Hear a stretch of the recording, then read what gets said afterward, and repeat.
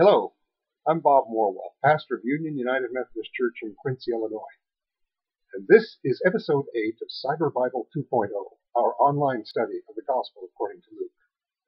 In this episode, we pick up with chapter 3, verse 23, just after the baptism of Jesus. Luke undertakes a genealogy of Jesus at this point.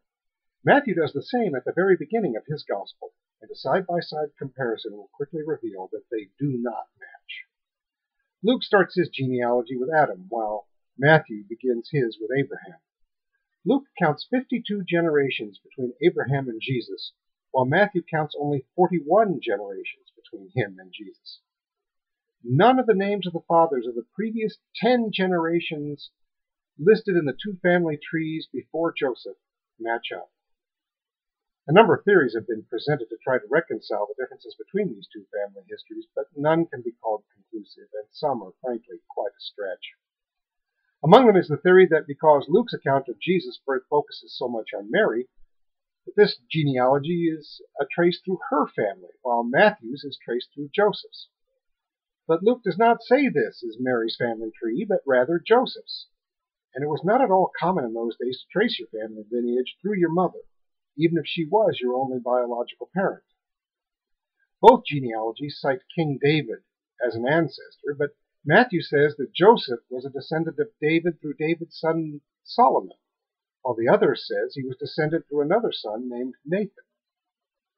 We have no idea what either Matthew or Luke used as the sources of their differing information.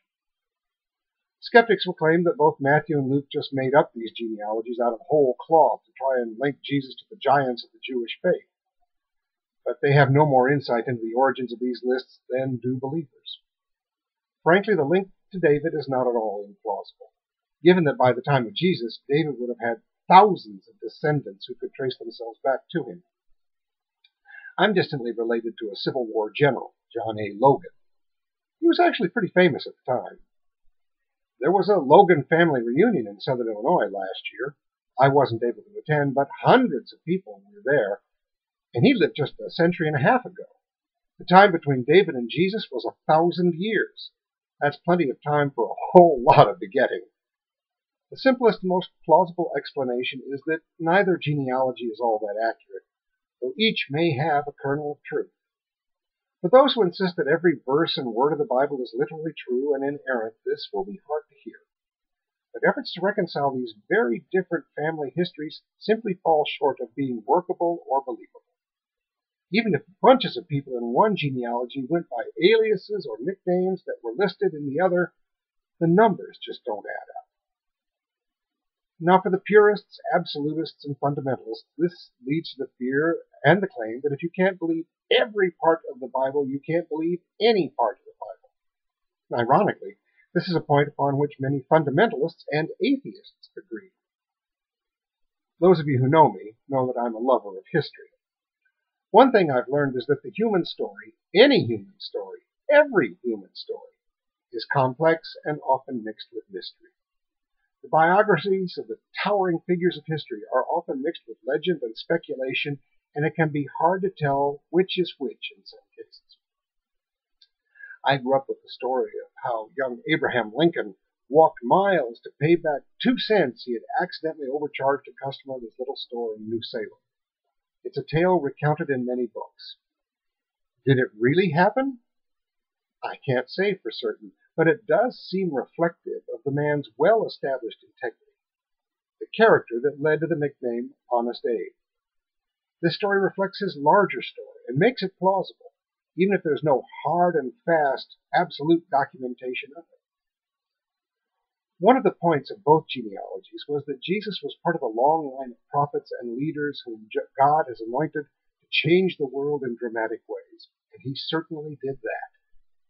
And he did so while standing on their shoulders, building upon the faith they had founded and nurtured. He is their descendant in the most meaningful of ways. To be honest, I don't care where his biological DNA came from. None of that would matter if he hadn't done and said the things that are recorded in the Gospels. And again, there are those who would say, but you just said I can't take the Gospels literally, so how can I know what he said and did?